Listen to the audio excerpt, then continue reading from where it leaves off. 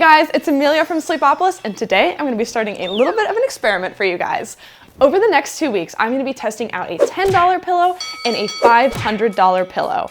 Now, I want to see if this $10 pillow is really going to hold up, and is a $500 pillow going to be comfortable enough to have been worth basically half my apartment's rent? Let's find out.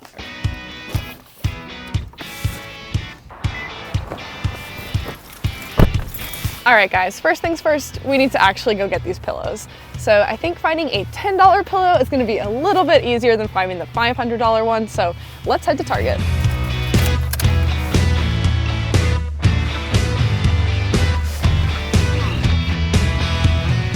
All right guys, so here we are at Target. I'm not sure exactly what we're gonna get because I haven't honestly really looked at their pillow selection in a long time, but hoping to find something around $10. So let's go see what they have.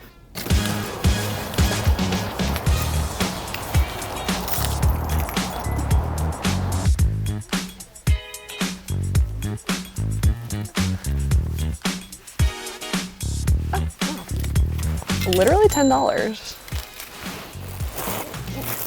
Okay, this one's an overfilled pillow. Okay, we've also got a $10 firm down alternative. Won't go flat pillow. I like that name. Let's go with something medium, I think will probably be the best because we don't know exactly what our expensive pillow is going to be yet, so we want them to be comparable.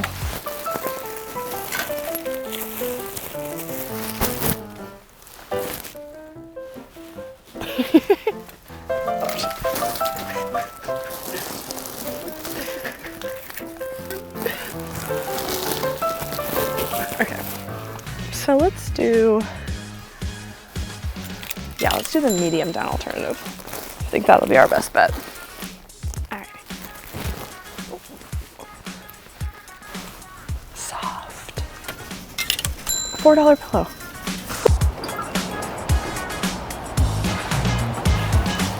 All right guys, we have our $10 pillow. It did end up being more like $10.73, but I can't be held accountable for taxes. So let's take this back and see if we can find a $500 pillow online.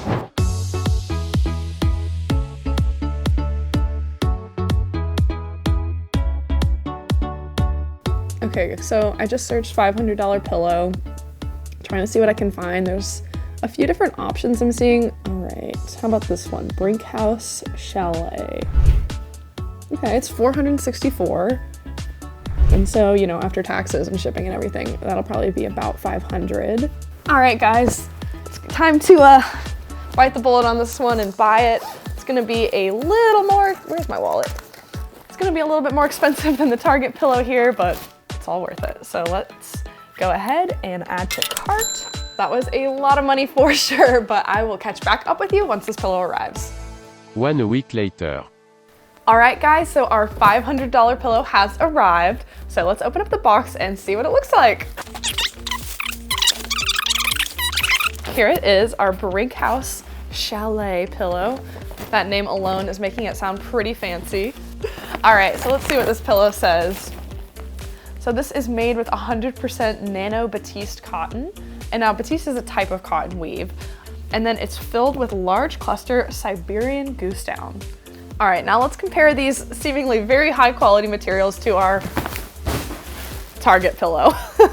That fill is 100% polyester, and then the cover is 60% cotton and 40% recycled polyester. So we can already see some differences in the quality of materials that are being used. This one is using a lot of synthetic materials, which obviously brings the price down compared to 100% cotton on the cover of the more expensive pillow and actual down instead of a down alternative. Now, if you're not familiar with down, down is the feathers that comes from the chest or the underbelly of a bird. So they're really soft and they don't have quills like the outer feathers of birds. So obviously you can tell that's gonna be a little bit more expensive since it's a little bit harder to get than just regular old polyester fibers. All right, now that we've taken a little bit of a look at the packaging and what these two pillows are made of, let's bust them out of the plastic and see what they actually look like. So I'm gonna take the Target pillow out first, just because I think it's gonna be a little more simple. So just, you know, regular old plastic packaging here. Get that out of here. And I mean, yeah, so far it's looking pretty much like an average pillow. We got some tags here. Now let's take a look at our Brink House Chalet, which comes in much fancier packaging, although it's still plastic. But Let's see, got a little zipper, a little tote bag. This would be nice, honestly, if you ever want to carry the pillow anywhere. You could keep this bag and transport it later. It feels a lot more plush and slow moving. Wow, look at that. I think you can really see the difference. Look. Yeah, that one's much more slow moving than that one. So that's really interesting so far. I'm excited to test these two out and see what the real differences are between them. I mean, like I said before, this one already feels a lot softer, but I mean, obviously I'm gonna put a pillowcase on it, so I don't know how much of a factor that's really gonna play. I mean, it feels a lot kind of cushier, and like I can really press into it and kind of mold it around. Like you see, it's kind of keeping the shape once I mold it, whereas this one is kind of, you know, popping back.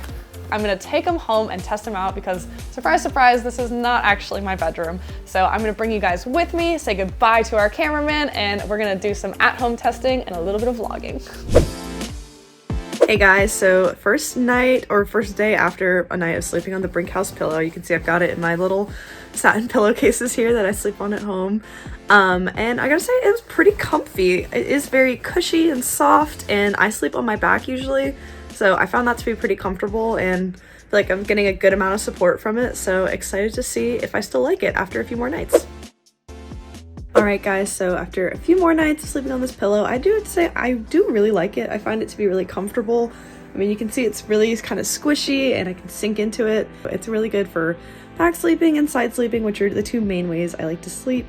But I am wondering if it's worth $500. You know, I've tested a lot of pillows and I feel like I've tested, you know, some that were about as good as this that cost a little bit less money. So I do really like it, but I am wondering if it's worth that much money.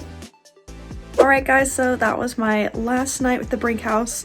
I stand by what I said before. I think it's a really nice pillow. I think I didn't mention before, it does stay really cool, which I really like. It, you know, kind of has that cool side of the pillow feeling, which I know a lot of hot sleepers will also really like. But I think, you know, after testing it out, I really do think it was a little expensive for what it is. It's definitely really nice, but definitely leaning towards you probably don't need to spend this quite this much money on a pillow. But now it is time to really put things to the test and switch over to my Target pillow. So say goodbye to the Brink House.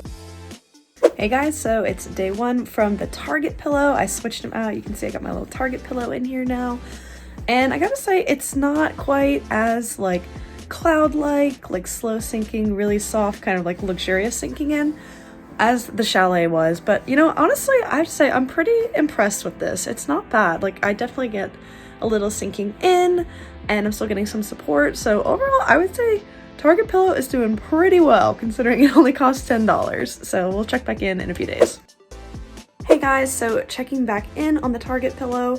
After a few nights, I gotta say it's honestly not too bad. Like it's you know, it's definitely pretty like fluffy and malleable, and that honestly made it better for side sleeping than I thought it was gonna be. I thought it was gonna be, you know, not really a good side sleeper pillow. So, you know, sometimes I like to switch from sleeping on my back to sleeping on my side, and I was impressed that it actually, you know, was not too bad. Hey guys, so last night with the Target pillow, all in all, gotta say this is a pretty good bang for your buck. Now I did notice it doesn't sleep quite as cool as the Chalet pillow did. You know, it's filled with polyester, so that's not the most cooling material out there. You know, for what you're spending, this is really not bad. Now, I don't know if I would, you know, make this my like full-time pillow. It's, you know, I can tell it's not super durable, and I feel like, you know, it's not the best support I've ever gotten from a pillow, but like for $10, it's really not bad.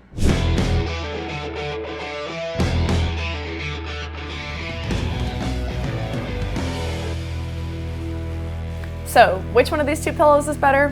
Honestly, they both have their pros and cons, but really, I think most people will find something that'll work for them in between these two price ranges.